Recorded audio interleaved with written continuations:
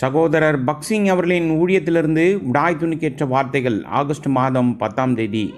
விசுவாசத்தை துவக்கிறவரும் முடிக்கிறவருமாயிருக்கிற இயேசுவை நோக்கி.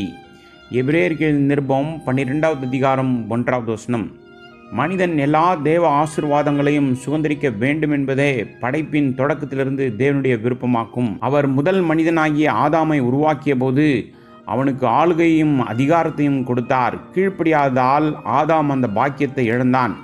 அந்த இழப்பு கர்த்தராகிய இயேசு கிறிஸ்துவால் முழுமையாக மீட்கப்பட்டது. மேலும் பிசாசை வெட்கப்பட வைக்க ஆதாம் இழந்ததை விட அதிகமாக நாம் பெறப்போகிறோம். நித்திய ஜீவன் உங்களுக்குள் சுதந்திரமாகவும் ஏராளமாகவும் பாயத் தொடங்கும் போது நீங்கள் அறியும் ரகசியம் இதுதான். 1 கொரிந்தியர் புஸ்தகம் 2வது அதிகாரம் 9வது வசனத்தில் எழுதியிருக்கிறபடி, தேவன் தம்மில் அன்பு கூறுவர்களுக்கு ஆயத்தம் பண்ணவில்லை, கண் காணவும் இல்லை, காது கேட்கவும் இல்லை, அவைகள் மனுஷருடைய இருதயத்தில் தோன்றவும் இல்லை. நம்முடைய மனித ஞானம், சிந்தனை அல்லது வேத அறிவால் இவற்றை நாம் ஒருபோதும் புரிந்து கொள்ள முடியாது. ஆனால் கர்த்தராகிய இயேசு கிறிஸ்துவின் அன்பு உங்களுக்குள் அதிக அளவில் பெருகுவதை நீங்கள் அறிந்தால் இவைகள் புரியும். பிசாசு தேவ ஜனங்களின் ஆவிக்குரிய சுதந்திரத்தை கொள்ளையடிக்க முயற்சிக்கின்றான். அதனால்தான் நீங்கள் மிகவும் கவனமாக இருக்க வேண்டும் மற்றும் தேவன் உங்களுக்கு வழங்கிய அனைத்தையும் உறுதியாக பற்றி கொண்டிருக்க வேண்டும்.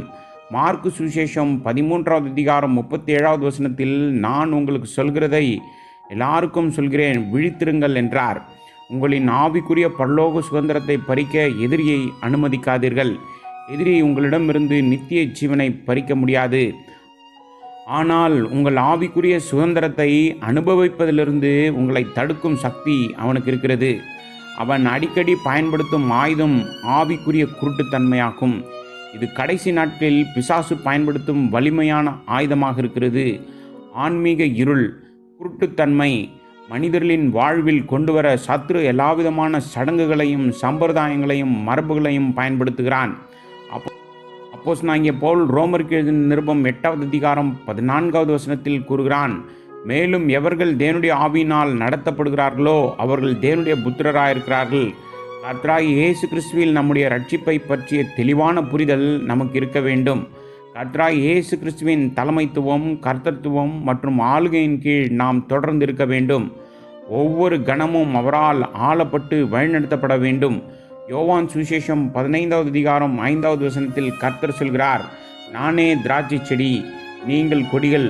ஒருவன் என்னிலும் நான் அவனிலும் நிலைத்திருந்தால் அவன் மிகுந்த கனிகளை கொடுப்பான். என் மனமாற்றத்திற்கு பிறகு தேவனுடைய வார்த்தைக்காக என் இருதயத்தில் மிகுந்த பசி இருக்க கண்டேன். வேதத்தை வாசிக்க ஒரு நாளைக்கு பல மணி நேரங்கள் மண்டியிட்டு அவருடைய சமூகத்தில் செலவிட ஆரம்பித்தேன். எந்த போராட்டமும் இன்றி உலகத்தின் எல்லா இன்பங்களிலிருந்தும் ஈர்ப்புகளிலிருந்தும் தேவன் என்னை விடுவித்தார். ஆனாலும் என் ஆவிக்குரிய வாழ்க்கையில் ஏதோ குறை இருப்பதை நான் உணர்ந்தேன். அதனால் ஆண்டவரே, அந்த நிறைவான ஜீவனை எனக்கு தாரும் என்று ரகசியமாக ஜெபிக்க ஆரம்பித்தேன். இது பல மாதங்கள் நீடித்தது. ஆனால் ஒரு இரவில் தேவ சத்தம் கேட்டது, சொல்லு, உன்னுடைய பாவங்கள் அனைத்தும் எவ்வாறு மன்னிக்கப்பட்டது. நான் சொன்னேன், ஆண்டவரே, நான் மிகப்பெரிய பாவி என்றும் உமது இரத்தம் எனக்காக சிந்தப்பட்டது என்றும் நீர் என்னை மன்னித்தீர் என்றும் நான் விசுவாசிக்கின்றேன். பின்னர் அதே சத்தம் என்னிடம், இப்போதும் நீ ஒரு பலவீனமான நபர், ஆனாலும் நீ என்னுடைய வல்லமையை பெறுவாய் என்றார். இந்த வார்த்தைகள் என் அனுபவமாக மாறியது. கர்த்தர் சொன்னார், என்னை அல்லாமல் உங்களால் ஒன்றும் செய்யக்கூடாது. எல்லாவற்றுக்கும் நான் எவ்வளவாக முழுமையாக தேவனை சார்ந்திருக்கிறேன் என்பதை அப்போது நான் உணர்ந்தேன். பேசப்படும் ஒவ்வொரு வார்த்தைக்கும் சிந்தனைக்கும் எல்லாவற்றையும் செய்ய வேண்டும் என்ற அந்த திட்டத்திற்கும் அது சிறிய காரியமாக இருந்தாலும் கூட நான் அவரிடம் செல்ல வேண்டி இருக்கிறது. இப்படிதான் கர்த்தர் எனக்கு உண்மையானவராகவும் விலையேற பெற்றவராகவும் மாறினார். அவர் வல்லமை வாய்ந்தவர் என்றும் அந்த வல்லமை எனக்கானது என்றும் அப்போது நான் அறிந்தேன். மிக உயர்ந்த, மகிமையான மற்றும் அன்பான இரட்சகராக அவர் இருக்கிறார். நாம் தொடர்ந்து கர்த்தரை நோக்கி நம் கண்களை வைத்திருக்க வேண்டும். நம்முடைய ஜெயம் கொள்ளும் ஜீவியம் வேத அறிவு, நீண்ட ஜெபம், உபவாசம் அல்லது பிற தகுதிகளை சார்ந்து அல்ல. நம்முடைய தேவன் நமக்கு உண்மையாக மாறும்போது அவர் எல்லாவற்றையும் நமக்காக பொறுப்பேற்கிறார்.